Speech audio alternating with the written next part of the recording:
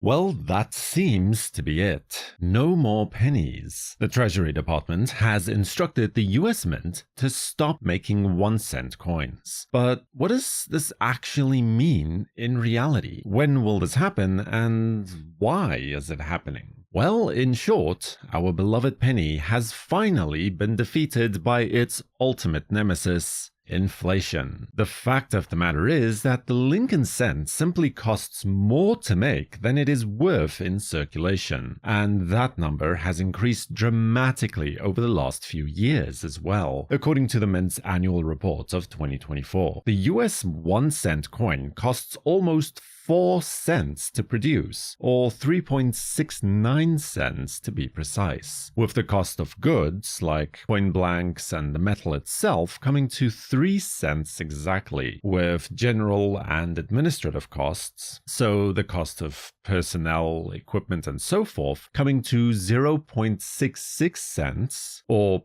2/3 of a cent exactly, and then the cost to distribute and transport the coins to Federal Reserve banks after manufacturing coming to 0.03 cents, or 3/100ths of a cent, coming to exactly 3.69 cents to manufacture each cent coin. That represents a loss of 2.69 cents per coin. And that number has only gotten larger. In 2023, it was only 3.07 cents, and in 2022, 2.72 cents per coin. So in that short term, the cost of producing the penny has gone up by almost a full cent. And what's worse is that this is the 19th consecutive year that the cost of making a penny has remained above the face value of the coin itself. Now, the way that the Mint makes money from circulating coins is by, in effect, selling the coins to the Federal Reserve banks at face value. The difference between the cost of producing the coin and the face value of each coin that the Mint is paid is known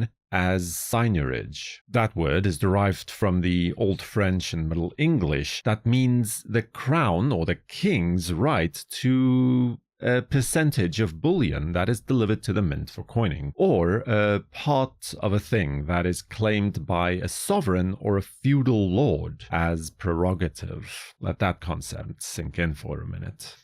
Now, how this is supposed to work is that the seigniorage received by the Mint is then transferred from the US Mint Public Enterprise Fund to the Treasury's General Fund, which is then supposed to be used to reduce the national debt. In 2024, the Mint made a total seigniorage of $99.5 million, with $50 million of that being transferred to the Treasury. However, 3,172 million pennies were struck for circulation, costing the Mint approximately $117 million to make. But the Mint only received $31,720,000 for the coins, representing a net loss of over $85 million just on the penny alone. And that happened every single year for the last 19 years. Now, to be fair, the same thing also happens with the nickel as well. Every 5-cent coin costs the Mint nearly 14 cents to make, with that number increasing from 10 cents in 2022. So, who knows what's gonna happen there. While the rest of the coins do make the Mint a profit, with the dime costing about 6 cents to make, a quarter about 15 cents, and the $half about 34 cents each. Now, while we're in the weeds, so to speak, and before I get to the actual numismatic portion of this video, it is worth noting that the Mint is not solely dependent on seigniorage for its revenue, with circulating coins only amounting to about 16.3% of the Mint's annual revenue in 2024, while it does account for a little over half of the net income for the year, with the rest split between bullion and then purely numismatic products. It's also worth noting that the Lincoln cent, by sheer numbers alone, represent more than half of the circulating coins issued by the mint, despite only making up a relatively small slice of the actual revenue. Now, I've heard numbers being thrown around in the news about how the mint is going to save $32 million or $57 million a year by not making pennies. And I honestly cannot tell you where anyone came up with those numbers, because I actually read the annual report and financial statements each year from the mint, because I just think it's interesting, even if literally no one else does. And that's probably a good cue to stop looking at the boring financial stuff and turn our attention to the more numismatic part of this video. The denomination was, of course, first introduced shortly after the US Mint was created in 1793 as the flowing hair cent. The large cents went through a number of design changes through the years, from the flowing hair obverse with chains and reef reverse to the liberty cap and draped bust designs. All of this before the year 1800 rolled around. Then followed the classic and matron-head coins that brought us all the way up to 1857, where the first major transformation took place. By this time, the rising cost of copper had forced the mint to take a stand. The annual report of the mint director even makes specific mention of how costs are getting out of control. So, in 1857, the coin was shrunk down to the size that we know today for a cent coin, and the so-called small cent era was born. First was the Flying Eagle cent, which was then quickly followed by the Indian head penny. And then, in 1909, right on time for the 100-year celebration of Abraham Lincoln's birth in 1809, we got the first Lincoln cent coins.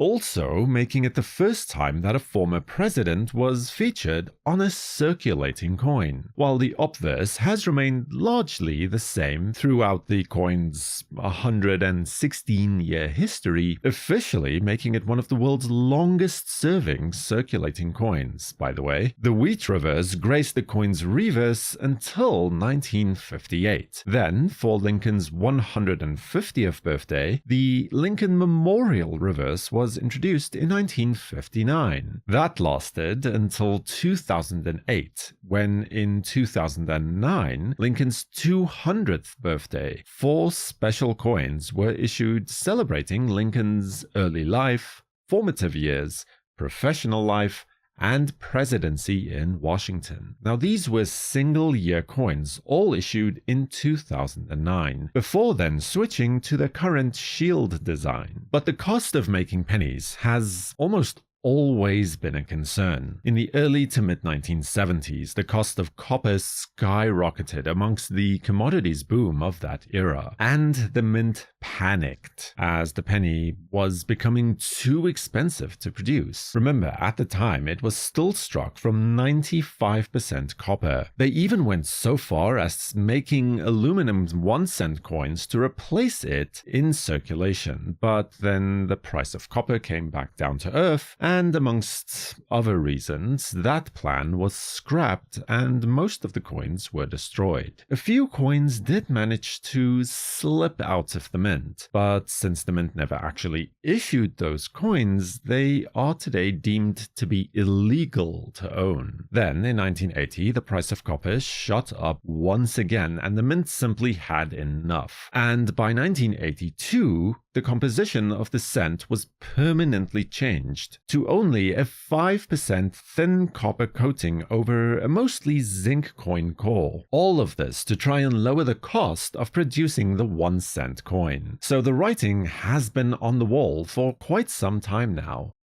And in the last few months, that's literally been the case. In February, President Donald Trump hinted at this on his socials by saying that let's rip the waste out of our national budget, even if it's a penny at a time. Joining the official Doge account on X that already raised the issue in January, and in March, Doge officially visited US Mint facilities to assess the situation. Since then, the Mint has reportedly reduced its permanent staff by between 100 and 300 people. And it's not the first time that the US Mint has eliminated a denomination either. The half cent was first to go in 1857, along with defunct denominations like the 2-cent coin, along with the 3-cent, which was last minted in 1889, and the very short-lived 20-cent coin, which was only minted for 3 years between 1875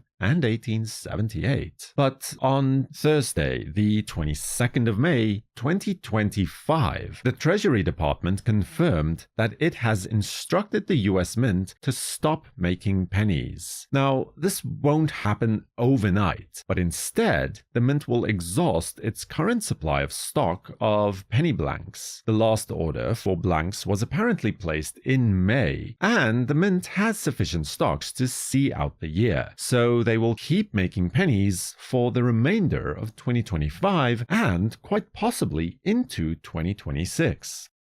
Now, there is also a lot we simply don't know yet. Will the Mint keep making coins with the 2025 date even into 2026 if the blank supplies last that long? Or will we maybe get a limited low mintage 2026 run as well? We don't know. Will the penny live on as an NIFC or not intended for circulation coin, similar to what the Mint has done with the Kennedy half dollar and the Native American dollar coins? In that the coins are not really made for circulation anymore, but you can still buy them directly from the Mint as more of a numismatic product. Or will it just stop to exist completely after this year? Again, we don't know, and until the Mint actually clarifies most of these questions, all that we can do is really speculate. Will it become legal to melt down pre-1982 copper pennies? Again, we don't know, but that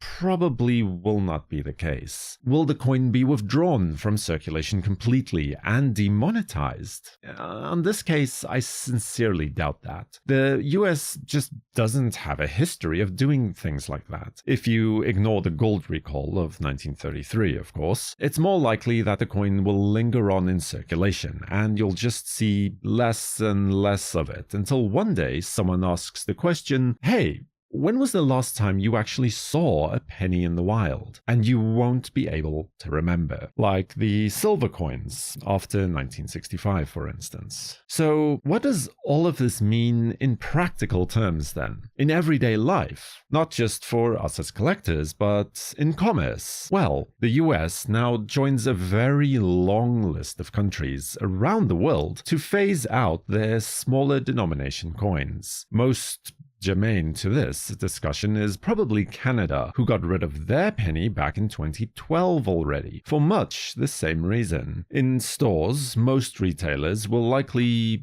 implement some kind of rounding policy. For example, in Canada, again, cash transactions with sums ending in 1, 2, 6, and 7 cents are rounded down to the nearest increment of 5, and those ending in 3, 4, 8, and 9 cents are rounded up instead. Other countries have chosen to simply round the final checkout amount up or down to the nearest round number or increment of 5. And if you're not using cash or buying online, well then none of this really matters anyway, because digitally you can still get charged any amount. And for collectors like us, well, not really all that much will change. At least not immediately. We just won't get new coins. Unless the Mint keeps making them in numismatic products, like proof sets or rolls that you can buy from them, which we don't know if they will yet. I mean, yes, it's sad to see the end of the series, but as the saying goes, time and tide waits for no man. Subscribe to WNN and feel free to watch another video about Lincoln Cent right here next. For the World Numismatic News, I am Numisman saying thank you for watching, keep collecting, and have a fantastic day.